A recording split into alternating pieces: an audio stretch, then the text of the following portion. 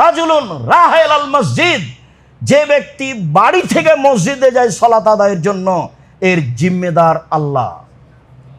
যদি যাওয়া আসতে মারা যায়, আল্লাহ তাকে মাফ করে দিয়ে জান্নাতে দিয়ে দিবেন। আর যদি বাড়ি ফিরে আসে, তাহলে প্রচুর পরিমাণে নেকি এবং একটা অর্থ সম্পদ নিয়ে ফিরে আসবে, আমি বুঝতে পারি আর না পারি। 3 আল্লাহ যাবেন, 3 শ্রেণীর মানুষের জিম্মেদার আল্লাহ। 3 শ্রেণীর মানুষের জিম্মেদার আল্লাহ। 1 মান খারাজা গাজিয়ান ফি সাবিলিল্লাহ, যে যুদ্ধের জন্য বের হয়েছে, তার জিম্মেদার আল্লাহ।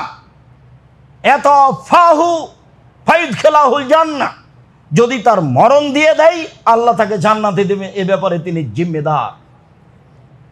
আইন রাদ্দাহু, আর তাকে যদি আল্লাহ ফেরত দেয়, যুদ্ধ করে বাড়ি ফিরে আসে, তাহলে ফিরে আসবে বেআজরিন গানাইমাতিন, টাকা পয়সা নিয়ে, যার আপনার জয়ী হয়ে নেকি নিয়ে অনেক নিয়ে ফিরে আসবে। 1 রাজুলুন দাখালা বাইতাহু বিসালামিন, যে ব্যক্তি বাড়িতে প্রবেশ করে সালামের মাধ্যমে, তার জিম্মেদার আল্লাহ। আমরা তো সালাম দিতেই পারি না, আমাদের বাড়িতে সালাম দিয়ে ঢোকা তো একটা শরমের ব্যাপার।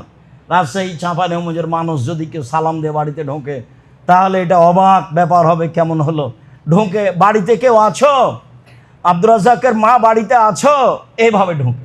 এমনিতেই ঢোকে না, তবে এইভাবে ঢোকে, সালামের জায়গায় এটা চলছে। আর আপনার তো আল্লাহর রাস্তে কলিং বেল বাজনা বাজে উঠছে বাড়িতে, তে বাজনা তো চলবে না। যদি কলিং বেলে সালাম থাকে, তবে আপনি মুখে সালাম দিয়ে বাড়িতে ঢুকবেন।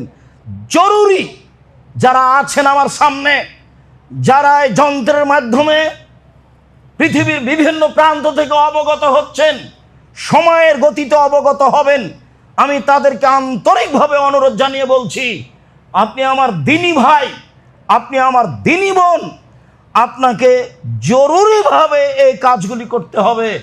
তার একটা জরুরি কাজ করতে হবে, সালাম দিয়ে বাড়িতে প্রবেশ করবেন, তাহলে আপনার জিম্মেদার আল্লাহ।